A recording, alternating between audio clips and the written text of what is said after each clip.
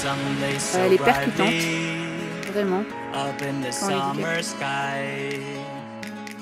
I shouted at the mountains, watch me shine and fly.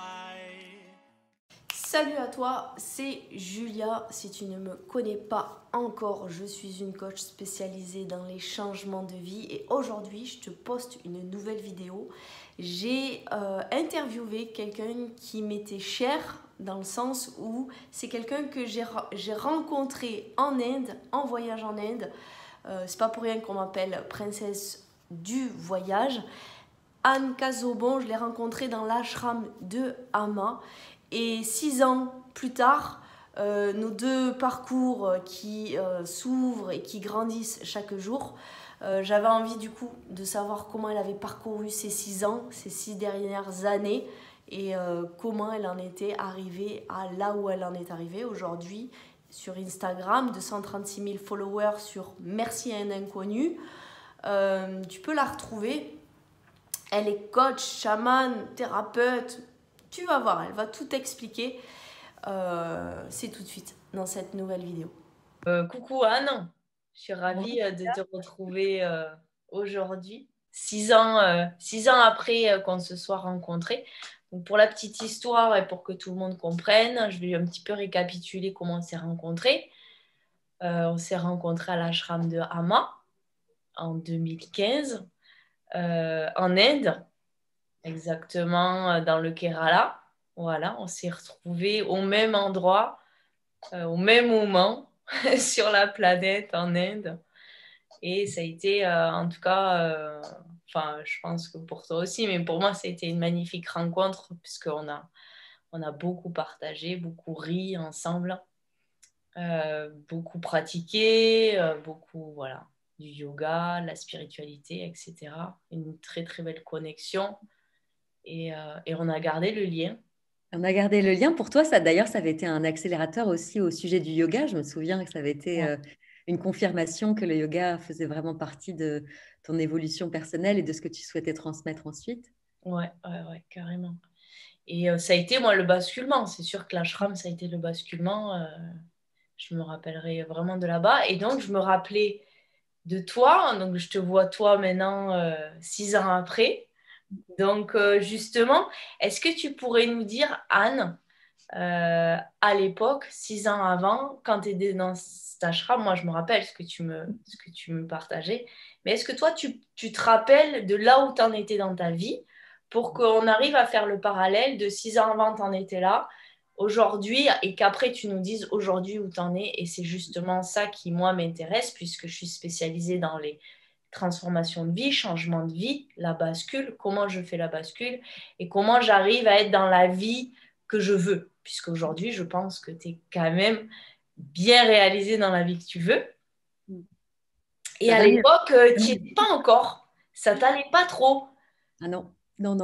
Non, à l'époque, en fait, donc moi j'avais, à cette époque-là, il faut que je dise qu'à cette époque-là, j'avais une toute petite santé, puisque je vomissais du sang tous les matins. Donc j'avais vraiment ça, j'avais vraiment mon corps qui criait quelque chose, qui hurlait quelque chose. J'étais vraiment diminuée. C'était déjà le chamanisme qui toquait un peu à la porte, et moi, ça me faisait extrêmement peur, donc je voulais pas du tout regarder ça en face. Et je me souviens de cette bonne amie Mathilde, et je me souviens qu'elle était venue déjeuner avec moi et elle m'avait dit non mais t'as vraiment pas l'air en forme. Voilà, mon corps hurlait quelque chose et elle me dit ah écoute, je t'emmène en Inde. Je lui dis moi j'avais jamais été en Inde de ma vie. Je lui dis écoute, les quelques bribes de l'Inde que j'entends, c'est que des gens qui ont eu des super touristas du diable, qui ont été très malades. Je ne suis pas sûre que ce soit quelque chose de bonne idée. très adéquat pour moi là en ce moment. Elle me dit mais si, viens, je t'emmène chez Amma. Et viens donc. Et en fait, déjà l'avion, ça a été quelque chose parce que j'ai fait une rétention d'eau énorme dans l'avion. Je suis sortie de l'avion, je ne pouvais pas porter mes tongs, donc je marchais quasiment pieds nus tellement j'avais les pieds qui avaient gonflé, les jambes qui avaient gonflé. Et j'arrive dans cet ashram d'Amma avec mes yeux de journaliste, un peu avec mes yeux de oh là là, ils sont tous un peu en blanc, en sarouel, en legging. Aujourd'hui, ce qui est complètement ma vie, hein. Mais à l'époque, j'étais pleine de jugement pour tous ces gens. Voilà, je me suis dit oh là là, c'est une secte, c'est louche, il faut que je trouve où est la faille. Et puis, donc, l'ashram, ce qu'il faut savoir et ce qu'il faut dire aux gens, c'est que si vous décidez de venir à l'ashram d'Ama, vous pouvez payer, je ne sais plus combien c'était, on avait ramené ça, c'était 2,50 € par jour. Vous avez un lit dans un dortoir et vous avez un repas le matin, qui est le repas indien, qui est vraiment, voilà, qui inclut tout ça. Donc, clairement, en fait, on peut très bien aller dans un ashram et décider de s'enfermer dans une chambre et d'écrire un livre ou de dormir toute la journée. Vous n'êtes pas du tout obligé de participer, d'aller. Enfin, il y a une invitation qui est évidemment à la vie en communauté, mais si je choisis vraiment de rester dans mon coin, je peux.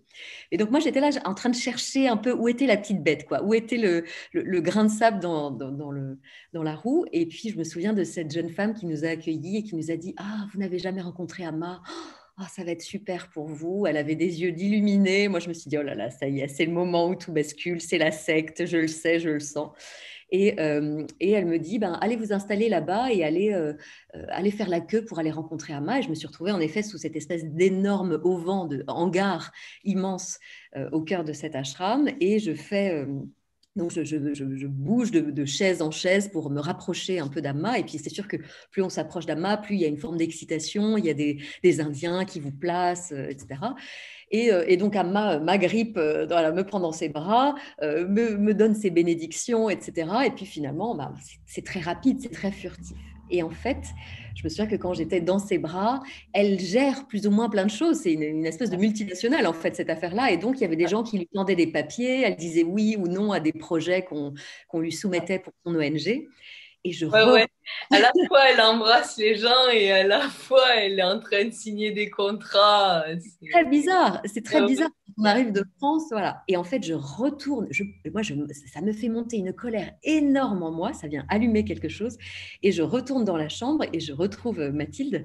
Et je dis non, mais attends, c'est n'importe quoi ce truc. Non, mais c'est n'importe quoi. Moi, je vais m'en aller. C'est n'importe quoi. Et donc, je sens qu'il y a quelque chose que ça a vraiment activé chez moi.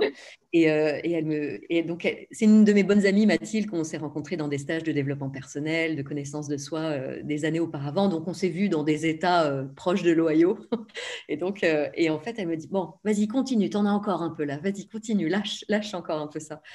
Et elle me dit, écoute, Anne, tu voyages depuis des années toute seule, sac à dos avec ton micro, ton carnet de journaliste, etc.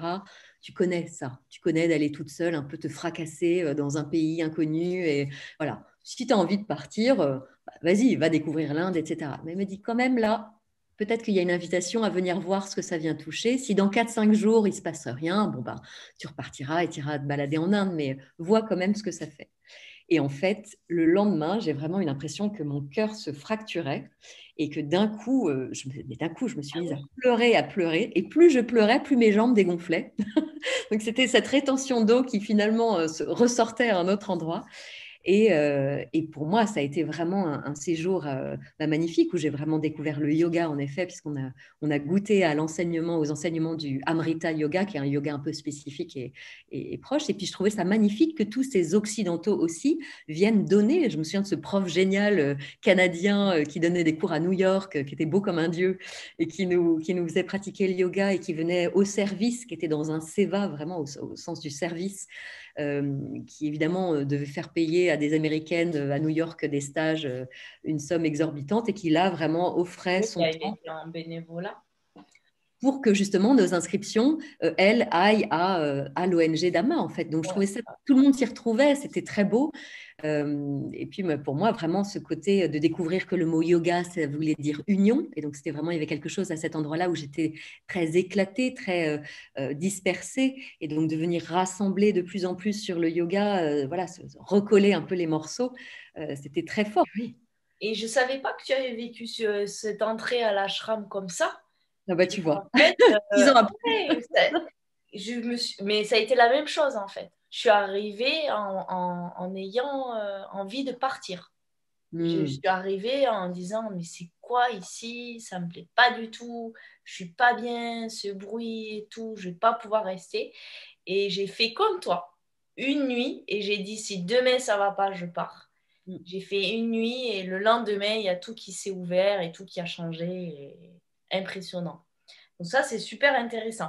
Moi, j'aimerais que tu nous dises, donc, t'en étais, ok, t'avais des problèmes de santé à cette époque-là, tu étais journaliste, Et je me rappelle, tu étais journaliste pour tout ce qui était soldats, tout ce qui était lié à la guerre. Oui, moi j'ai un long chemin autour de la reconnaissance de la guerre en moi et de la reconnaissance de la soldate blessée, du bon petit soldat en moi blessé. Et en fait, pendant longtemps, je voulais être reporter de guerre, voilà, ça me fascinait. Donc j'ai beaucoup tendu, dans tout mon parcours journalistique, j'ai beaucoup tendu les micros à l'extérieur pour d'abord faire dire aux autres ce que je rêvais profondément de dire à l'intérieur, mais que j'arrivais pas encore à dire. Donc je tendais mes micros. Puis ensuite, de plus en plus, je me suis rapprochée du micro pour ensuite être journaliste des infos. Donc vraiment, j'ai fait les matinales radio, des revues de presse, des chroniques, des journaux d'information. Et qu'est-ce que tu ressentais à ce moment-là, tu vois, quand tu étais dans cette J'avais période? moins de conscience en fait. J'avais moins de conscience, donc je sens aujourd'hui que j'ai parlé dans un micro avec un tout petit peu de conscience, avec très peu de conscience, et qu'aujourd'hui évidemment ce serait impossible pour moi de juste remettre une bûche dans le feu, de moi aussi contribuer avec ma voix, ma plume au service de bon, voilà, on le sait que le monde est compliqué parfois, et je sens bien qu'aujourd'hui mon chemin est davantage de venir montrer que dans un et en même temps il y a des merveilles, et en même temps, il y a du beau, et en même temps, il y a de la magie, des synchronicités, Et de justement, l'ouverture. à l'époque, je me rappelle, tu me disais, moi, je suis reporter de guerre, mais en fait, ça va pas, ça, Julia. Je veux plus ça. Tu veux Ouais. commencer à faire tes dessins, tu veux faire des dessins pour les enfants, je veux autre chose, je veux faire des retraites.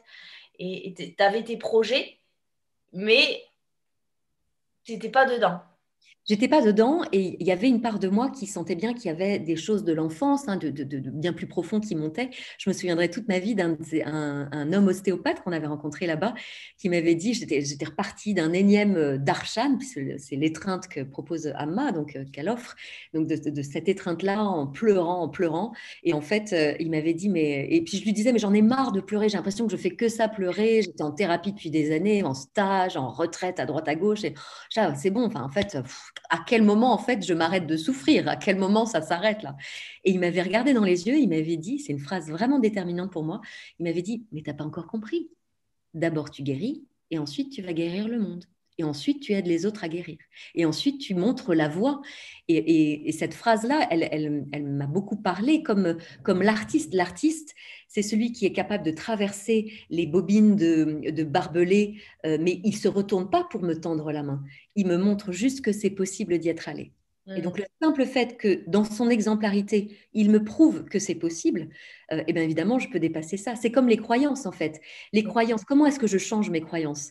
Mes croyances, je les change quand, en fait, je réalise dans la matière, dans la réalité, que quelqu'un a pu bouger, que toi, tu as pu aller suivre tes rêves et vivre au Maroc, que moi, j'ai pu quitter le milieu du journalisme et des soldats. Et en fait, puisque c'est arrivé au moins une fois, ça veut dire que c'est possible.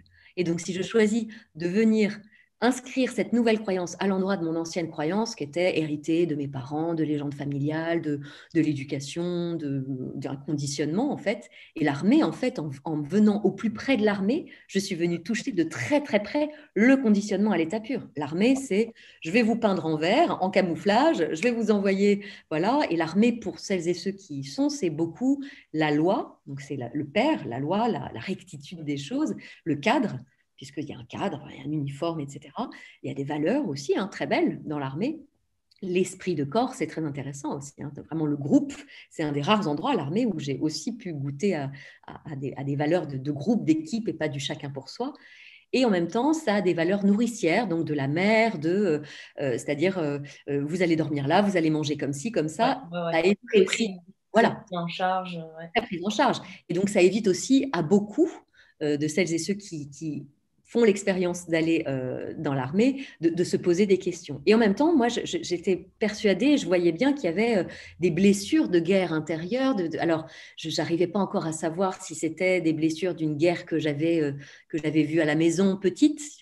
Il y avait des conflits à la maison, et donc je ne mettais pas encore le doigt sur vraiment la part blessée en moi, en fait, à ce moment-là. Du coup, Et il y avait une part de tu dirais que justement, on a une part de nous qui justement a souffert et a connu la violence, a connu la guerre. Du coup, il y a une part de nous qui aime bien aller y revivre, retoucher le truc, machin, pour justement soit se guérir, soit y rester, hein, parce qu'il y en a qui y restent.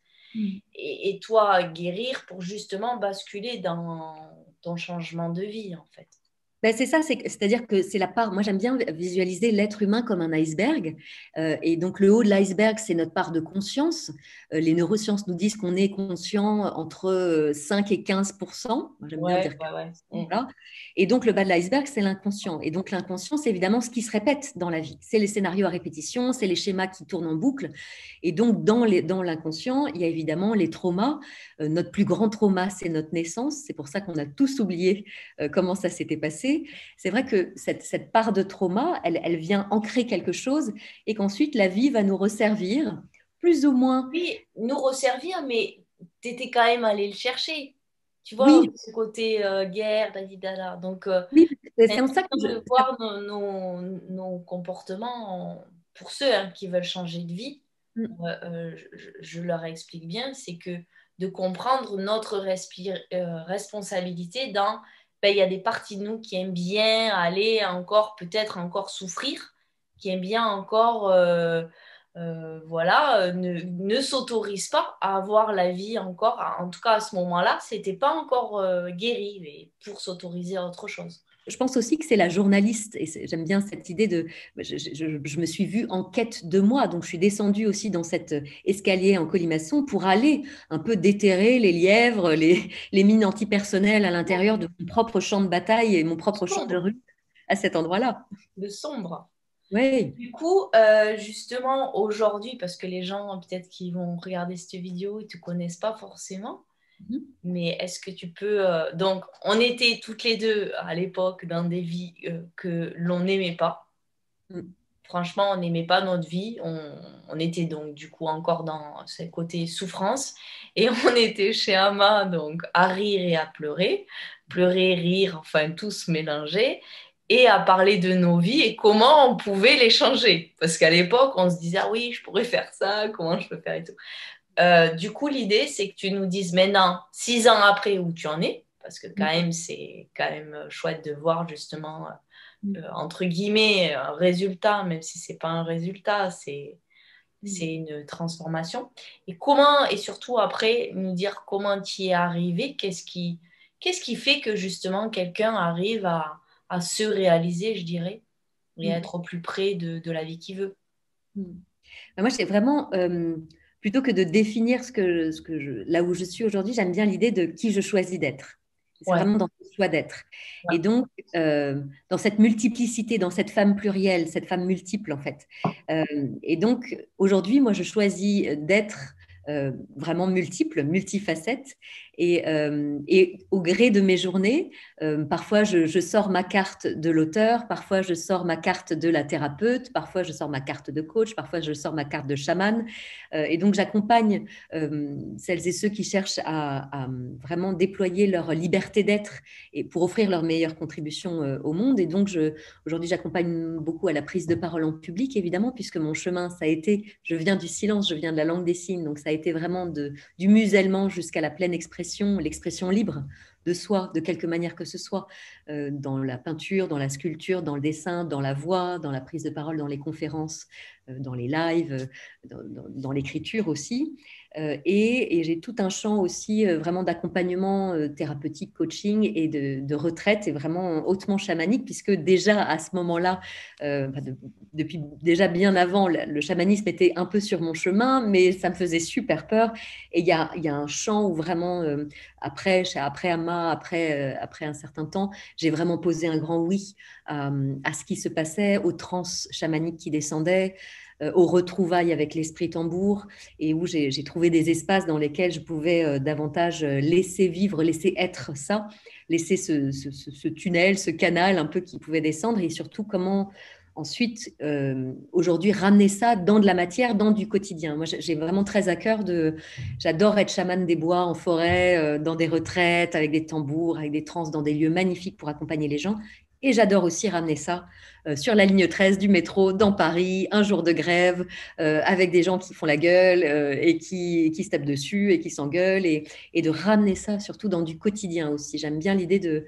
Il n'y a pas une vie pro, une vie perso, il y a une seule et même vie. Comment je peux m'amuser et davantage jouer avec ça. Moi, j'aime bien l'idée du jeu de la vie et comment ça peut être joyeux et léger surtout. Sortir du drame et ramener de la légèreté là-dedans. Je pense que Ama, elle apprend quand même beaucoup ça. Enfin, c'est comme si elle nous l'avait un peu transmis, ou je sais pas, il y a quelque chose qui s'est ouvert en tout cas en étant là-bas, puisqu'on était on était quand même un groupe de 7 ou 8 et on a quand même tous eu des vies largement modifiées après ça, très rapidement. Moi, je trouve que quand même ça a été rapide. Je crois aussi qu'elle nous a beaucoup aidé à travailler sur la mer. Moi, je crois quand même fondamentalement que cette femme... La mer, l'amour, l'amour le inconditionnel, on va dire. Ouais. Et comment je m'accueille à cet endroit-là. Et évidemment, le changement de vie, puisqu'on en parle, ça parle aussi de comment j'accueille cette nouvelle partie de soi, c'est-à-dire la part blessée, certes, mais aussi la part de moi qui a hyper envie de dire au monde, la part de moi qui a envie de créer, qui a envie d'accompagner. La part de moi qui a envie d'être chamane, mais qui n'ose pas être chamane. Exactement. Parce qu'en fait, tout ça à intégrer, c'est pas facile. C'est pas facile, et moi, je suis beaucoup allée me faire valider, du coup, parce que, évidemment, j'étais dans un oui mais non, dans un 3 pas en avant, 3 pas en arrière. Ouais. Et c'est à cet endroit-là qu'évidemment, je suis tombée malade. Et c'est à cet endroit-là que mon corps a dit, maintenant, ça va bien, tu arrêtes. Tu dis oui.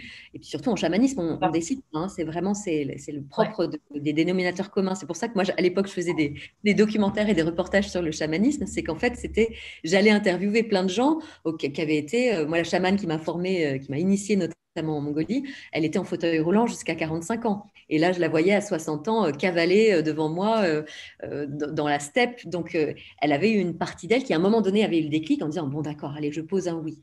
Et l'une des femmes auprès de laquelle je me suis beaucoup formée, qui s'appelle Anne-Marie Kouchner, un jour, elle m'a hurlé dessus, et elle avait raison, en me disant « Mais je suis quoi? Je suis la 19e chamane à te dire que tu es chamane. Alors maintenant, tu dis oui, tu dis merci, avec humilité, et tu vas guérir le monde, en fait. » Et en fait, ça peut être très simple. Ça peut être simple. Et moi, je me faisais des nœuds. On est là, j'y vais pas, j'ai peur, Lina. Mais c'est parce que ça peut être très simple et à la fois, c'est quand même des parcours de vie qui sont quand même assez particuliers, qui sont pas dans le moule sociétal, le tien, le mien, voilà. Pas tout le monde qui va dans les ashrams de Hama et tout ça. Justement, comment tu dirais que tu as réussi de réussir entre guillemets? Comment ça a évolué? Grâce à quoi ça a évolué de cette vie où tu n'étais pas bien, tu étais en mauvaise santé, à la vie d'aujourd'hui où je te sens, enfin je pense que tu as l'air pleinement réalisé, épanoui? Je me trompe? Alors, pour moi, non, tout va très bien, mais pour moi vraiment, et c'est le message, tu vois, si j'avais 5 minutes sur une scène pour dire mon message au monde, c'est possible et faites-vous accompagner. Ouais. Parce que vraiment, moi j'ai commencé sur un quai de métro où j'ai failli me foutre en l'air, hein, c'est vraiment ça, où j'étais dans une impasse il y a 25 ans, et le vrai déclic, c'est le lendemain, je suis chez une thérapeute en fait. Ouais. Et je crois que pendant longtemps, on m'avait donné un numéro de thérapeute, de coach, bref, d'accompagnant 3 ans avant, que j'ai laissé en me disant non, je vais m'en sortir, etc. Et moi je me souviens de ce message d'une de mes thérapeutes, parce qu'évidemment j'en ai eu beaucoup, je continue encore beaucoup de me faire accompagner, évidemment. Hein. C'est très important de continuer à cheminer. Et toi-même, tu le sais, toi aussi, je sais que tu te fais aussi beaucoup accompagner. C'est parce qu'en permanence, en fait, et plus je chemine, plus je vais pouvoir emmener les gens que j'accompagne vers l'étape d'après, l'étape du dessus. Et plus je leur montre que moi aussi, je chemine, plus je les autorise, eux aussi, à se frayer un chemin et à trouver, à élaguer un peu et à créer leur propre voie. Et je me souviendrai toute ma vie d'une femme qui m'avait dit tu peux écouter toutes les conférences de ta vie, tu peux lire tous les bouquins, ce que tu veux. C'est comme le mot vin, V-I-N, le vin à boire. Tu ne seras jamais ivre. Si tu peux lire 2000 fois le mot vin, tu ne seras jamais ivre. Ouais. Ou c'est comme si tu regardais la bouteille sans la boire. Exactement. Donc, c'est super et c'est génial, tu vois, des conférences comme ça, des interviews, des podcasts. Moi, je suis la première, j'en ai produit et je suis la première consommatrice de ça, tu vois, très friande d'aller écouter, d'aller m'inspirer, etc. Et en même temps, il y a quand même un truc qui fonctionne, c'est l'expérientiel. C'est aller faire l'expérience Et de d'aller tes... sentir, c'est quoi Oui, ta souffrance, et d'aller sentir et d'aller la visiter, et d'aller voir dedans, comme tu disais, tes parts sombres. d'aller retraverser et de manière accompagnée. En Ouais. fait, c'est vraiment pour changer. Moi, je sens vraiment que quand je suis allée chercher des accompagnements, je suis allée chercher des témoins, des gens, des coachs, des accompagnants, des thérapeutes, des chamans, qui pouvaient me dire, je vois ce qui s'est passé, je vois ce qui a été, je suis là, je vois. Mais en fait, c'est comme si j'allais chercher une forme d'autonomie Mhm. avec quelqu'un en ange gardien, un peu en face, qui me disait, je suis là en backup, en soutien, si jamais, si besoin, mais c'est toi qui fais, en Ouais, fait. ouais, Et c'est c'est ça. exactement ça, C'est l'accompagnement. exactement ça, l'accompagnement. Ouais, ouais, c'est vrai. En tant que Et coach, pour c'est moi, exactement ça. Les gens oui, font leur propre transformation, font leur propre changement de vie. Et ils sont juste là, rassurés, soutenus, guidés. OK, tac, tac, tac. Et en fait, c'est eux, ils sont totalement autonomes. Et c'est pour ça que la transformation marche. Parce qu'ils sont totalement autonomes de leur transformation. Donc, et c'est de la ça même qui manière, va le plus aider. ben oui, ah ben, vraiment. Ah, mais moi, j'ai investi. Alors, tu vois, je suis pas encore propriétaire à l'âge que j'ai, mais j'ai investi sur une nouvelle maison, vraiment, qui fait que un Covid, deux Covid, trois confinements, etc. Je flanche pas. Mm. Et on le voit bien, et tu as certainement dû le voir auprès des personnes que tu accompagnes, tous celles et ceux qui n'avaient pas fait le travail, entre guillemets, qui n'avaient pas été voir, ben, cette période-là est un accélérateur de particules qui les a obligés à venir se confronter à je me lève à côté d'un conjoint que j'aime plus, je suis dans un job, mais qu'est-ce que je fais là? Mes enfants, ça va pas du tout, la communication avec eux. Enfin, ça a été un accélérateur, c'est vraiment, ça nous a ramené à l'intérieur en nous disant, bon, bah alors là, si vous ne vouliez pas voir, on va vraiment vous montrer. Et donc, vraiment, Et d'ailleurs, ils appellent beaucoup depuis ça. Ils disent, enfin, tous ceux qui m'appellent, je sais pas toi, moi, ils m'appellent, ils me disent, depuis le confinement, ça a accéléré les choses et je savais avant que ça n'allait pas trop, mais là, je veux vraiment changer de job ou je veux vraiment changer. Ça va, ouais. et donc, vraiment, vraiment c'est tous ces accompagnements-là, mais même sur des situations de harcèlement au travail que je vivais. Et un jour, j'ai une amie qui m'a dit, mais pourquoi tu ne te fais pas coacher? Et je me suis dit, mais bien bon sang, mais c'est bien sûr. Elle me dit, c'est bien, fais de la thérapie, etc., à des endroits, mais va te faire coacher pour comprendre ce qui se joue avec cette animatrice radio avec laquelle tu travailles et qui te prend pour sa fille et tu la prends pour ta mère et vous rejouez un truc Ouais.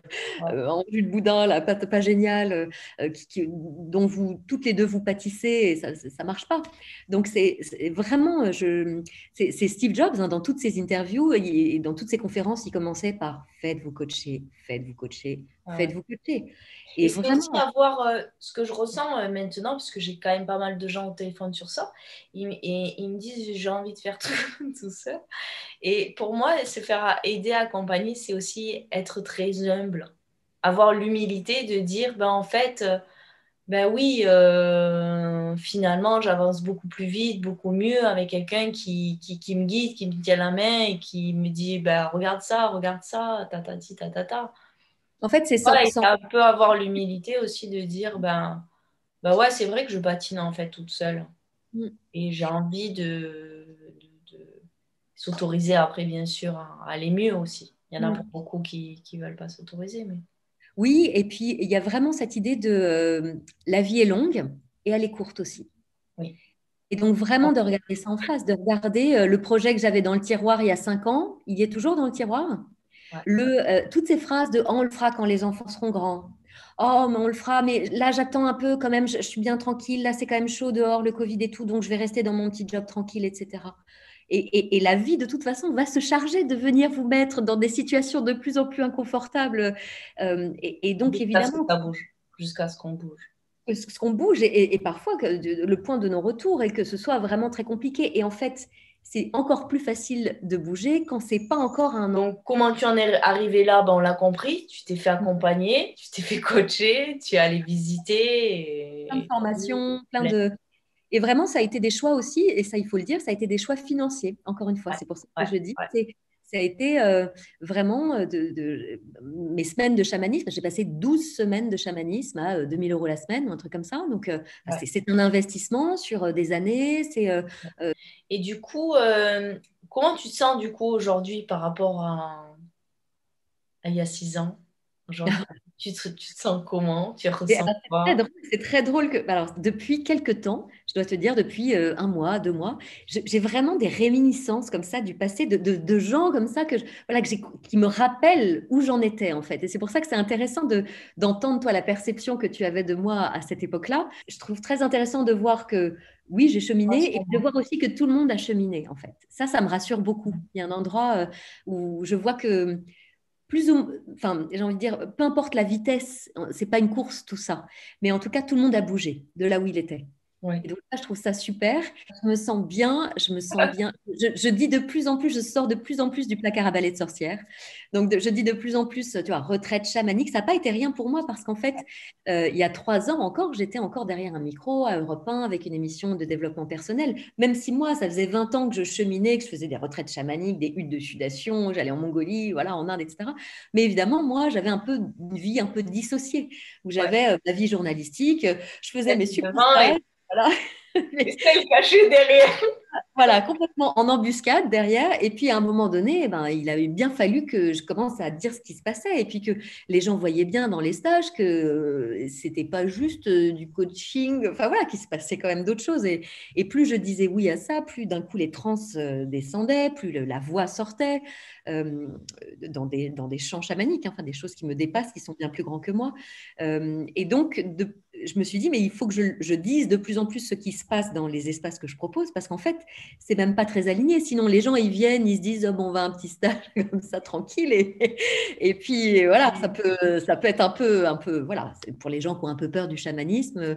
En même temps, je sens que je les rassure, parce que ben, moi, j'ai 20 ans de journalisme avant, donc il y a un truc un peu tranquille, les pieds sur terre.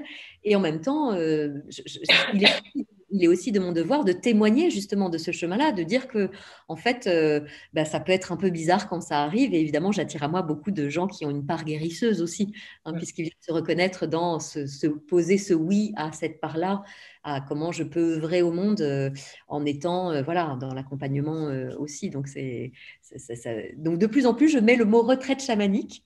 Et du coup, ça a été difficile pour toi de, d'ouvrir ça et de le Ouais. montrer au regard des autres. Ouais. Il y a des gens, moi j'ai fait de l'équithérapie avec un monsieur qui se disait promeneur. Il promène des gens à cheval, mais en fait il est hautement chaman. Et en fait j'aimais bien on s'en fout en fait des mots, on s'en fout des mots. Ouais. Le mot coach est un mot atroce. J'aime bien ce qu'il veut dire dans le côté être à côté, mais le mot coach c'est moche. Chaman ça veut dire, ça vient de la langue tsungus, ça veut dire s'ébrouer, donc c'est vraiment la transe. Donc oui, moi je suis tout le temps en transe dans des espaces comme ça de guérison. Donc ok, d'accord. Alors oui, chaman à cet endroit-là. Je chemine beaucoup dans le couple aussi. Moi, j'ai eu un long chemin de célibat où j'allais m'enticher ou de gens, d'hommes qui étaient pas du tout disponibles, etc. Et là, je vis une belle relation avec un homme qui est voilà, qui est prêt à faire le chemin. Donc, on chemine beaucoup aussi. On se fait beaucoup accompagner aussi pour nourrir cet espace du couple conscient. Chemin conscient dans le couple aussi. Oui.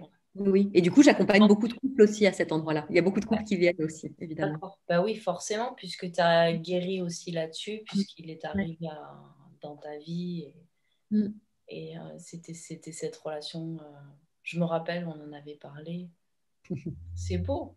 Ouais, c'est beau. Ouais, ouais, c'est beau. Ça y est, donc tu dirais que tu es pleinement réalisée aujourd'hui dans ce que Oh tu là voulais là, oh être. là là, oh là là, comme tu y vas, comme tu y vas. Alors, je En sens. tout cas, dans ce que tu voulais être.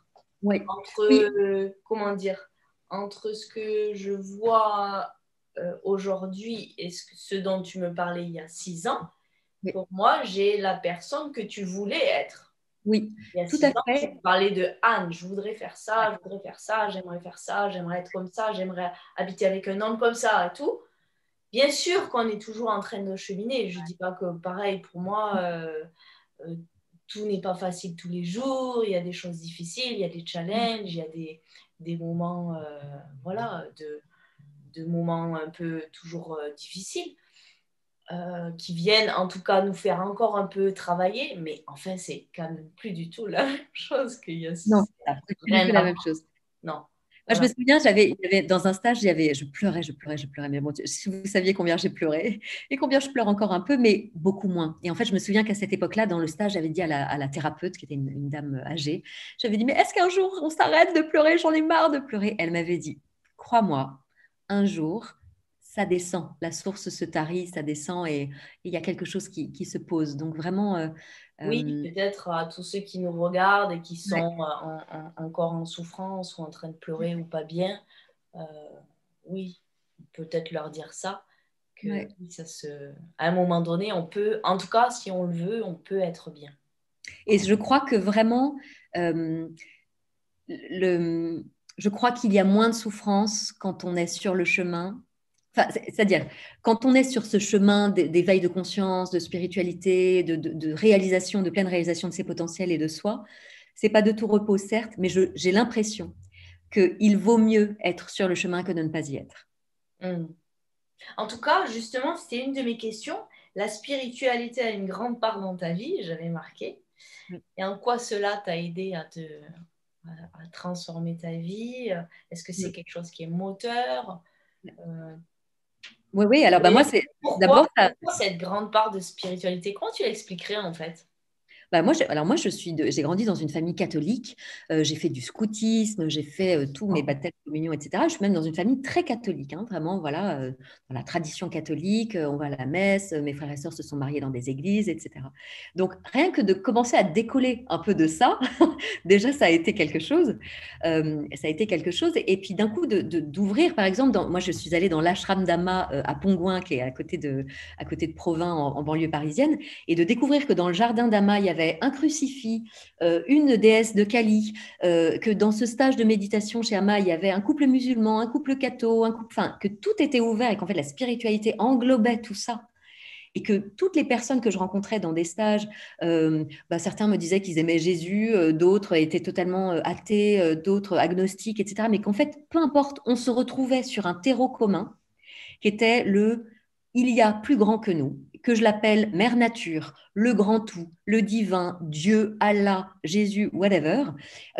En fait, juste de croire à quelque chose de plus grand et ensuite de faire l'expérience dans des états modifiés de conscience, par exemple au tambour, etc., de voir que véritablement, je crois, en fait, au début, moi, quand on me racontait ça, je prenais ça pour des allumés. Hein, donc, je dis ça parce que je parle de mon expérience.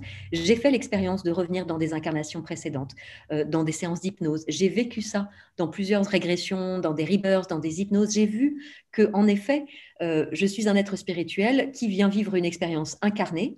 J'aurais jamais cru dire ça il y a 10 ans, mais aujourd'hui, je n'ai pas d'autre choix que de le dire parce que je l'ai vécu dans ma chair. J'ai vraiment vécu ça, a priori. En tout cas, on peut sentir qu'on est sur les bons rails que quand on l'expérimente au final. Exactement. C'est-à-dire que ce que je ressens, c'était la même chose que toi, c'est-à-dire que tant que j'étais dans l'architecture et tant qu'à un moment donné, j'ai pas dit oui à ma spiritualité et à l'incarner dans mon corps, par exemple en tant que professeur de yoga, et maintenant je l'incarne dans mes coachings, mes clients le savent, il y a un côté très spirituel aussi.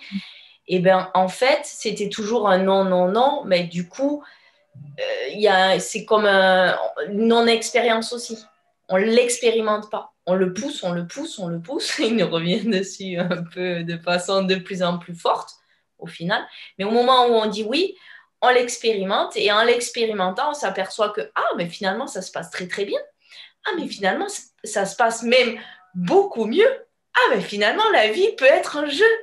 Mais finalement, la vie peut être waouh. Et finalement, la vie peut être magique. Mais finalement, je reçois ce que je veux. Waouh. Et là, après, il commence, ce que j'apprends aussi dans les coachings, tu vois, à jouer avec tout ça et justement à sortir de la souffrance et tout.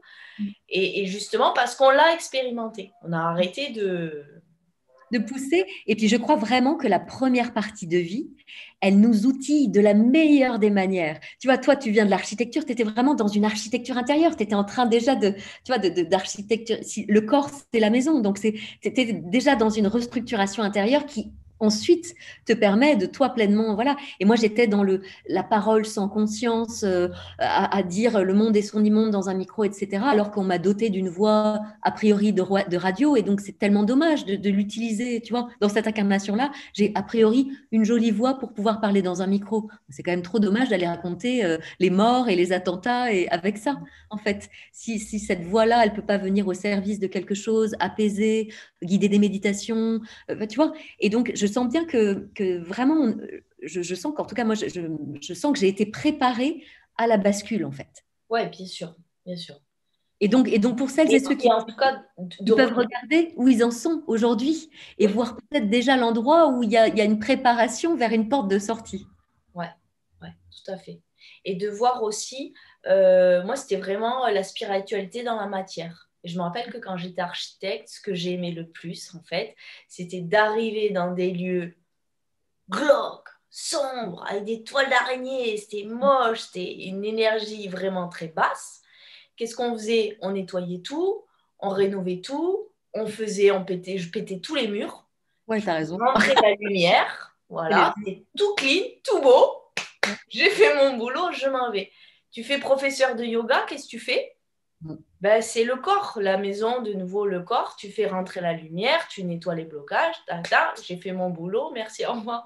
Tu fais coach, tu fais quoi? C'est exactement le même job en fait.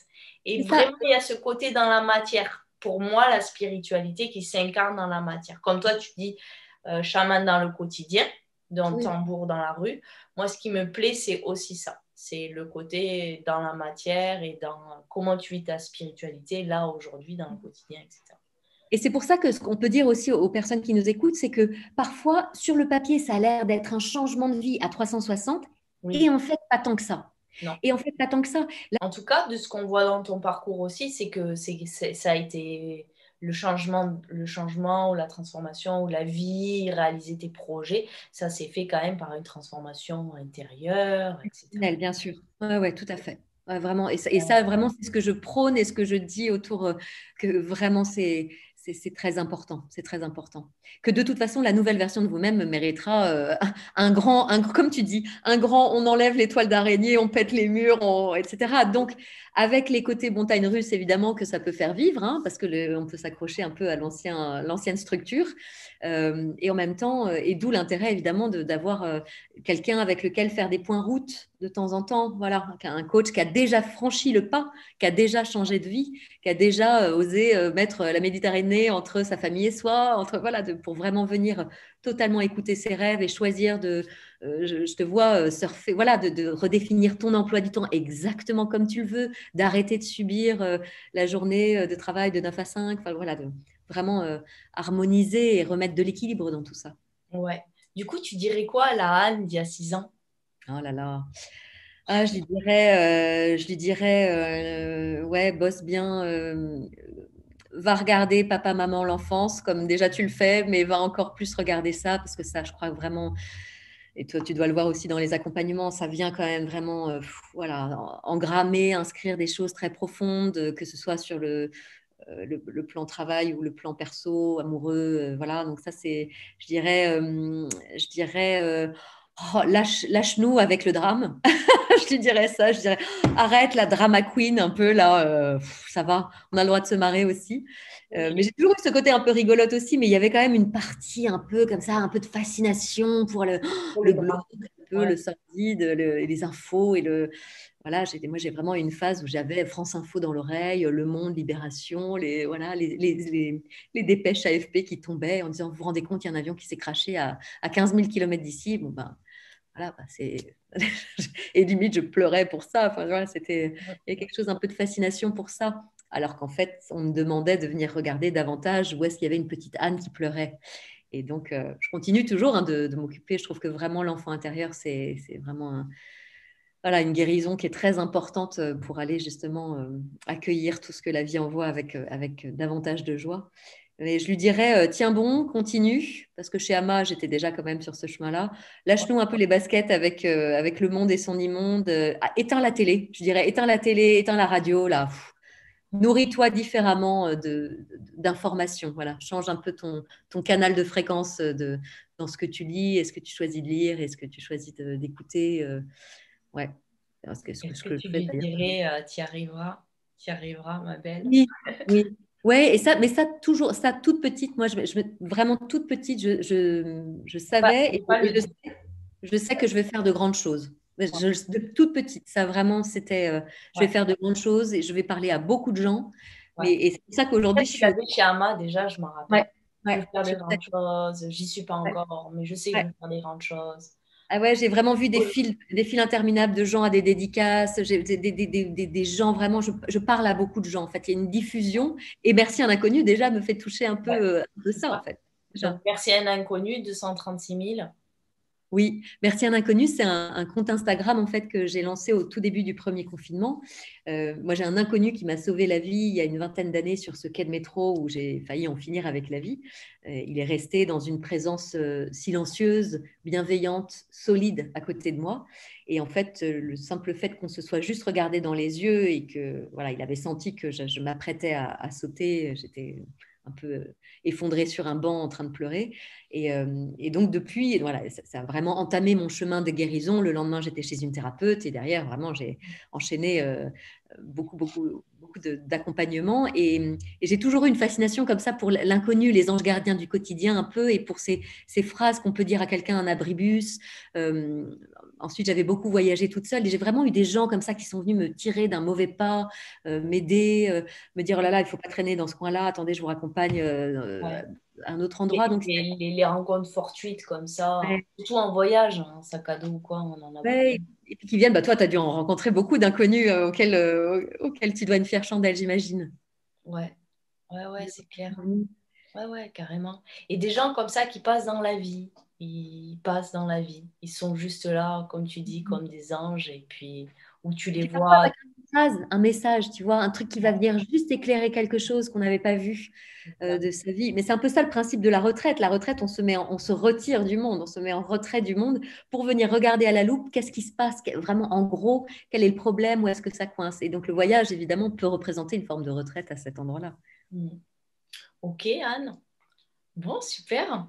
Du coup, je vais vraiment te remercier pour cette interview parce qu'on a vu ton parcours de Avec journaliste, joie. de journaliste à chaman, on va dire, ou de journaliste à Madame Pluri, auteure, conférencière, chaman, enfin tout ce que tu veux, coach, guide, etc. Merci en tout cas pour l'interview. Merci à Voilà. toi, merci à vous de nous avoir suivis. Et puis vraiment, ouais, c'est possible. C'est vraiment possible. Moi, c'est vraiment ça. Si depuis ce quai de métro à 23 ans, alors que pour moi, il n'y avait aucune issue, aujourd'hui, je peux pleinement dire qui je suis, déployer, être libre dans mon expression et dans l'expression de mon être. Vraiment, croyez-moi, c'est possible. Up in the Merci, summer Anne. sky. Merci à toi, Julia. I shouted at the mountains, watch me shine and fly.